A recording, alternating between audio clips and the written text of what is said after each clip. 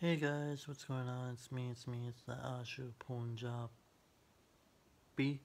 Back with another video for all today, and today is my Wrestlemania 33 review, and this is my reaction. Just complete silent.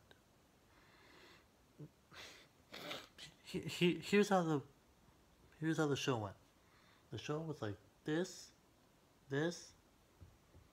and then after the second hour, it just went like this, straight down to a cold, dark place. Apparently, The Undertaker retired. Apparently, this was his last match. I mean, he took off his gloves, he took off his coat, he took off his hat, put it in the center of the ring, which symbolizes his retirement, this being his last match. And as he goes down the ramp, he literally goes down the ramp. He goes down to hell, where he finally rests in peace. I still believe that the brand split hurt WWE so much, because there were too many matches on this card that didn't make any sense. One, and they went by too fast. I feel like they didn't need to have a brand split. They did not need to have a brand split. They didn't need to have two titles, two heavyweight titles, two women's titles, two tag team titles. They didn't even need the cruiserweight division to be on Raw, because it's hurting them even more. The brand split really screwed up the company, and it hurts me. It hurts me as a fan to having to watch this and to think like, what is happening? I don't understand anything that's happening. Why is this happening? Why is that happening? Like, it was all confusing, and I just couldn't understand that point.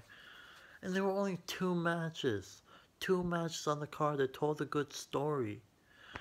Most of the other matches were matches that were endings that I didn't want to happen. And actually, there were no, three matches. Three matches told a good story. Three matches were good. There was AJ Styles versus Shane McMahon, Seth Rollins versus Triple H, and the apparently fatal four-way ladder match where the Broken Hardys returned. And I popped. I popped so hard when the Broken Hardys returned. But they didn't come back with their broken gimmick, which is unfortunate. I think they could.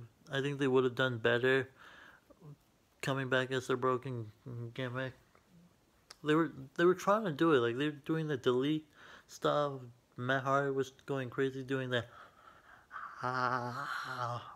but apparently none of the crowd understood what they were doing, so they didn't understand what the whole broken Matt Hardy and the whole Jeff Hardy thing was doing. And I'm surprised that they didn't use Jeff's obsolete song. I mean, it's his song. He sang it.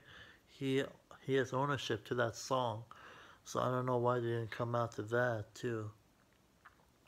Just a little nitpicky thing, but I think the ending to that ladder match was great. I'm happy that the Hardy Boys won. The Broken Hardy Boys, my mistake. Um, the AJ Styles vs Shane McMahon match told a very good story of how, like, AJ Styles being this wrestler, he can wrestle, and Shane McMahon, he's not a wrestler, he's a fighter, but he manages to out wrestle the wrestler, and but unfortunately he comes up short. And even if he did come up short, he knew that he won AJ Styles' respect as a wrestler and as a sports entertainer, because Shane McMahon proved that he can go with a phenomenal one. He can go like as a fighter as well. So that was that was like my second favorite match. Yeah, my second favorite match. My one favorite match was Seth Rollins vs Triple H, just because like the knee played a huge factor into that match, and I was like I was even feeling bad for Seth because I was like, no, no, no, no, Seth, don't go for a crazy move. Just play it safe. Because I was afraid, like, the more he went for like these crazy moves, like the frog splash, the phoenix splash, the more he would go for these crazy moves, he would continue on injuring the knee. And I think that told a good story, like how like about weakness, how like Seth's knee is his weakness, and Stephanie's wife is his weakness. So when he like shoved Stephanie off the apron through the table, he realized that he got weakened. He's now vulnerable for an attack. So so Seth Rollins was able to expose Triple H's weakness to go for the attack and to beat him.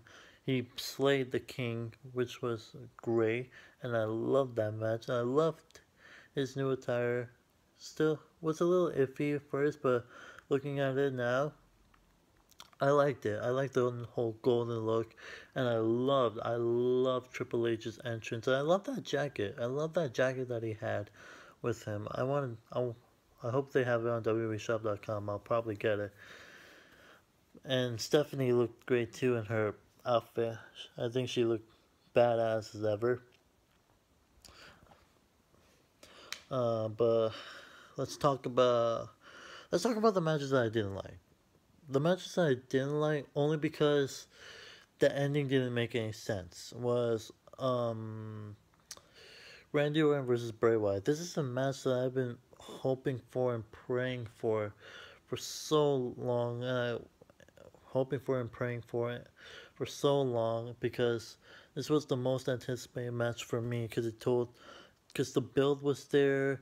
Um, this was the main story for SmackDown, so I was really hoping to see something good happen to this match, and although it really did. Like the whole story about Bray Wyatt's having the powers of Sister Abigail, and when he would do like like a spider, or when he would go backward, roll his head backwards, and you saw like the images of the worms and the ants, everything.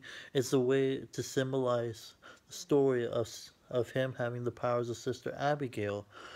And like I truly thought that Bray Wyatt was gonna win using the powers of Sister Abigail.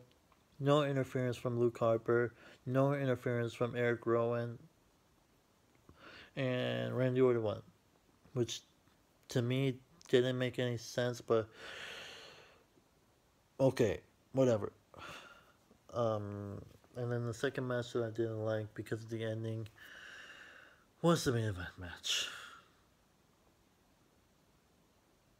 This was like my reaction to that match. One, Reigns didn't turn heel. Two, Reigns beat Taker, which I hated. Hated it so much. And three, Taker retired. Three things to that match that I hated.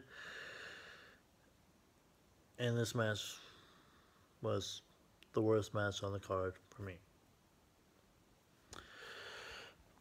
But anyway, guys, that was my review. I probably didn't go through the rest of the show because most of them didn't make any sense either.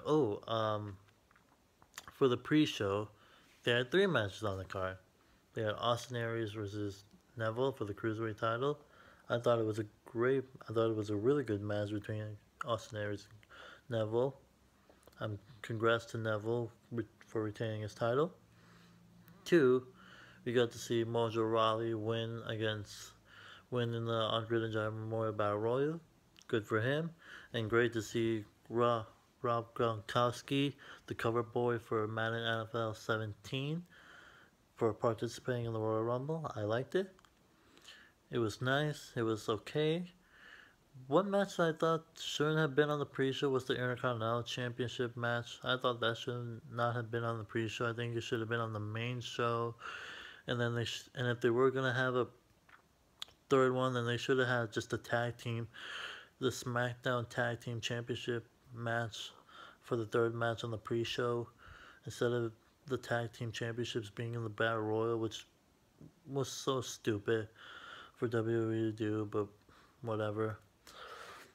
But like, yeah, like the reason I liked the Dean Ambrose versus Baron Corbin match was just the psychology of the match. Like Baron Corbin taunting to the fans, taunting to, like, screaming and yelling at the ref, like, three, it was three, and then just continue on yelling to the fans. But the ending didn't make sense. Like, the ending was confusing for me when Dean Ambrose won. I thought it was another case of Austin Aries versus Baron Corbin at NXT Takeover Dallas. I think NXT Takeover Dallas, where like Baron Corbin would beat the shit out of somebody and then he would lose.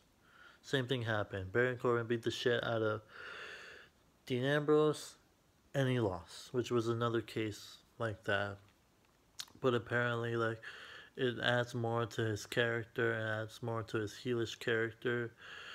Hopefully Baron Corbin wins at Backlash, at the SmackDown pay-per-view Backlash, which unfortunately I'm not able to go, even though it is in my hometown of Chicago. But unfortunately I'm not able to go because personal reasons and personal things are gonna happen that that's gonna take a real toll on me.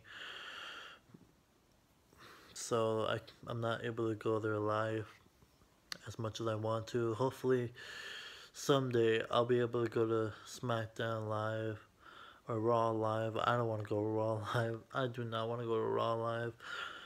Hopefully I go to SmackDown live, or hopefully I go to a pay-per-view live.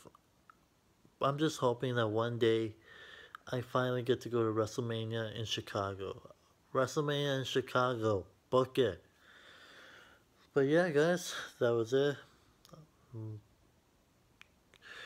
A pretty decent show. Not much. It wasn't better than NXT Takeover Orlando. Not by a long shot.